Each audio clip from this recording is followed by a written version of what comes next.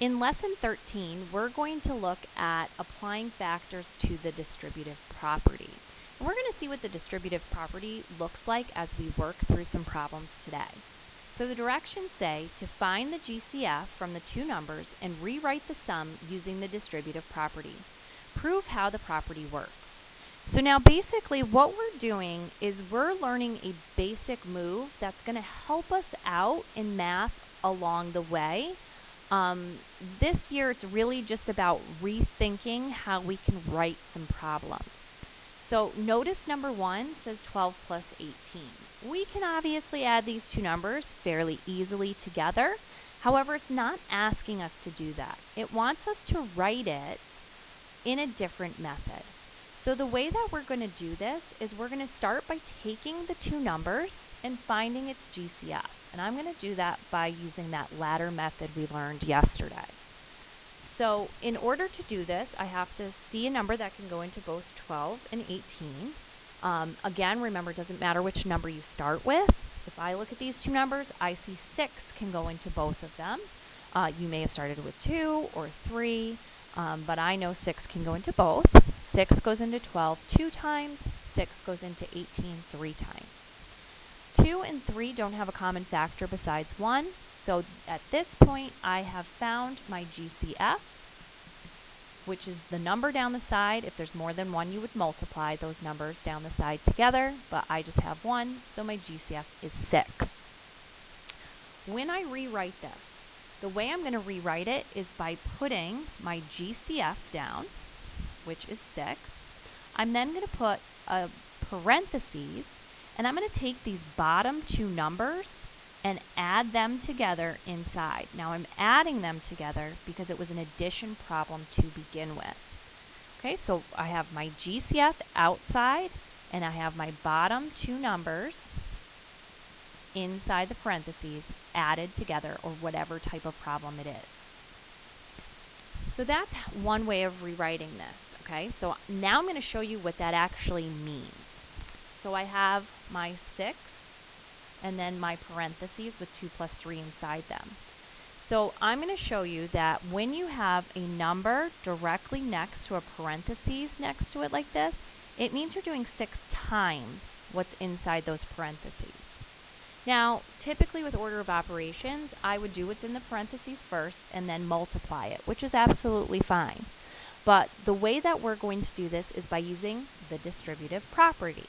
And what this says is, if you have a number being multiplied by a sum, what you can do is you can take that number and multiply it by each one of the numbers inside the parentheses. So I'm distributing the 6 times to both of those numbers inside.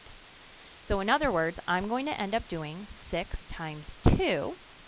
And since it's an addition problem, I'll add that to 6 times 3. If I do 6 times 2, I get 12. And if I do 6 times 3, I get 18. Notice, this is the original problem we started out with.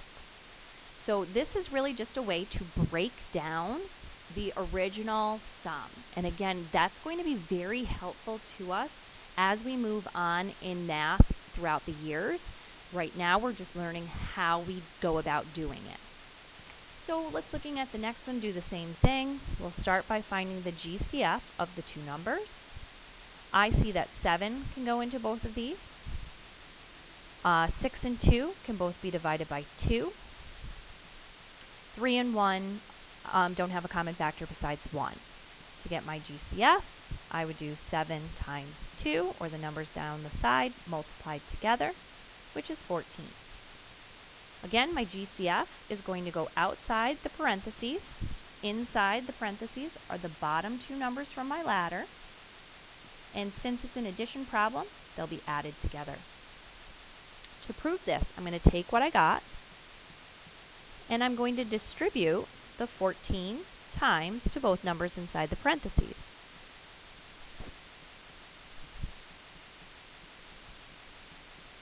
So I'll be doing 14 times 3 plus 14 times 1.